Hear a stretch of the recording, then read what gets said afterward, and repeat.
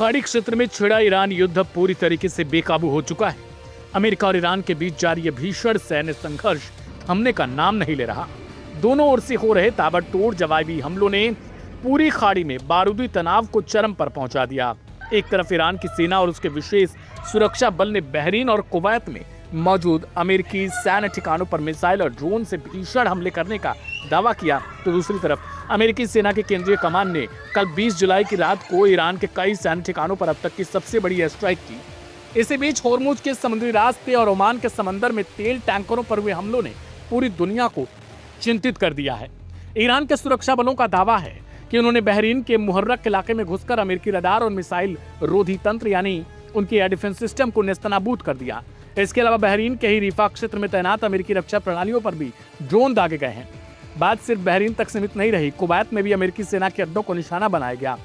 Iran के मुताबिक Kuwait के अली अल सालेम सैन्य अड्डे पर मौजूद अमेरिकी जासूसी ड्रोनों के बड़े गोदामों पर सीधे मिसाइलों से निशाना लगाया गया, जबकि वहां तैनात अमेरिकी एयर डिफेंस सिस्टम और सैटेलाइट कम्युनिकेशन सिस्टम्स को भारी नुकसान पहुंचाया गया। हालांकि अमेरिका, बहरीन या कुवैत ने अभी तक इन हमलों की आधिकारिक तौर पर पुष्टि नहीं की। इसे लोग अभी ईरान के दावे की तरह ले रहे हैं। इस ईरान युद्ध की सबसे डरावनी तस्वीर समंदर से सामने आई। अंतर्राष्ट्रीय समाचार एजेंसियों के मुताबिक ओमान के तट के सामने होर्मुज के समुद्री रास्ते में एक विशाल तेल टैंकर पर अज्ञात हथियार से हमला कर दिया गया। हमला इतना जोरदार था कि जहाज के कर्मचारियों को जान बचाकर तुरंत जहाज खाली करना पड़ा और सभी सदस्यों ने छोटी छोटी नावों के जरिए अपने आप को सुरक्षित किया। उधर ईरान ने एक और सनसनीखेज दावा कर दिया कि होर्मुज के दक्षिणी समुद्री रास्ते से गुजरने की कोशिश कर रहे 2 और तेल टैंकरों में बड़े धमाके कर दिए और वे धू-धू कर जल रहे हैं। यह समुद्री रास्ता दुनिया का वो सबसे अहम मार्ग है जहां से पूरी दुनिया के लिए कच्चे तेल और गैस की सप्लाई होती है। अगर यह रास्ता पूरी तरीके से बंद हुआ तो अंतर्राष्ट्रीय बाजार में तेल की कीमतें आसमान छूने लगेंगी और पूरी दुनिया में हाहाकार मच जाएगा। इस वक्त पूरा खाड़ी क्षेत्र बारूद के ढेर पर है। अमेरिका और ईरान दोनों ही एक दूसरे को मिटाने के लिए कस्में खा चुके हैं। दोनों तरफ से सैन्य अभियान तेज हो चुके हैं। रक्षा विशेषज्ञों का मानना है कि अगर यह संघर्ष तुरंत नहीं रुका तो यह खाड़ी देशों को एक ऐसे महायुद्ध में धकेल देगा जिसे संभालना किसी के बस की बात नहीं होगी। क्या अमेरिका की एयर स्ट्राइक ईरान को घुटने टेकने पर मजबूर कर पाएगी या फिर खुद अमेरिका को अब खाड़ी छोड़कर निकलना पड़ेगा?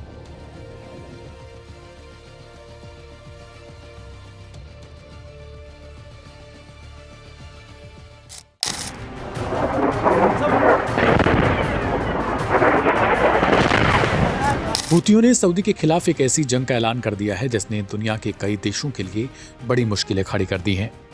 मामला अब भयंकर और विनाशकारी युद्ध की ओर इशारा कर रहा है, यानी जिसका डर पूरी दुनिया को पहले से था, अब ठीक वही हो रहा। यमन के ईरान समर्थक हूती विद्रोहियों ने सोमवार को सऊदी अरब के खिलाफ तुरंत प्रभाव से एक पूर्ण समुद्री नाकेबंदी की घोषणा कर दी। हूती सैन्य प्रवक्ता यह सारी ने टीवी पर लाइव आकर बेहद सख्त लहजे में इस अपराधी सऊदी दुश्मन के खिलाफ समुद्री नाकेबंदी का आधिकारिक ऐलान किया। हूतियों ने साफ कह दिया कि उनका यह बड़ा कदम आंख के बदले आंख की नीति पर आधारित है और यह नाकेबंदी बिना किसी देरी के तुरंत प्रभाव से लागू हो चुकी है। इसके ठीक बाद यमन की सेनाओं ने वीएचपी रेडियो के जरिए सऊदी जहाजों को यह बता रहे थे कि सऊदी बंदरगाहों पर रुके बिना वे लाल सागर और अदन की खाड़ी से गुजर जाएं, वरना उन पर हमले किए जाएंगे।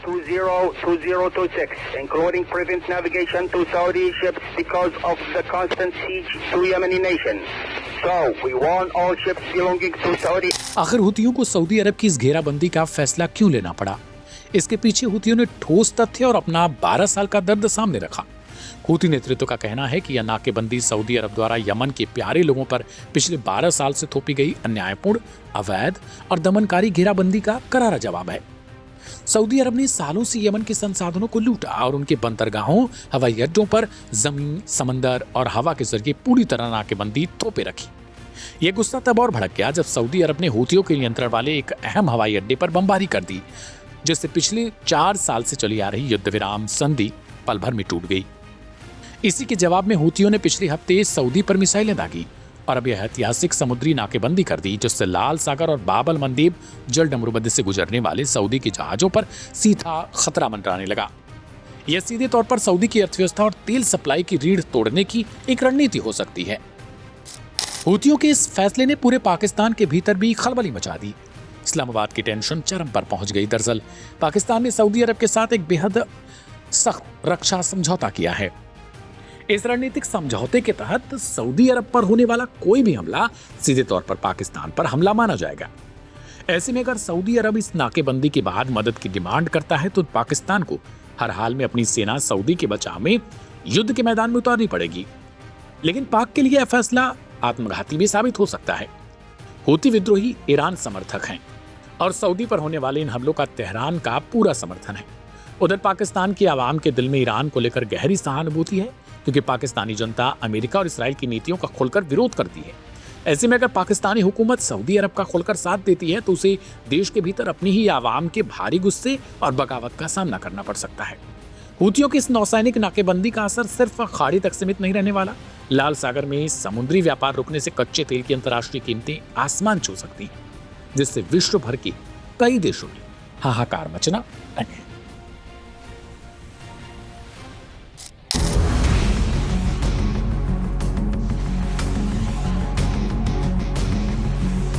बस 2 से 3 दिन और अमेरिका को उसकी जुर्रतों का मजा चखाया जाएगा। ये इशारे हैं मोहसिन रेजाई के।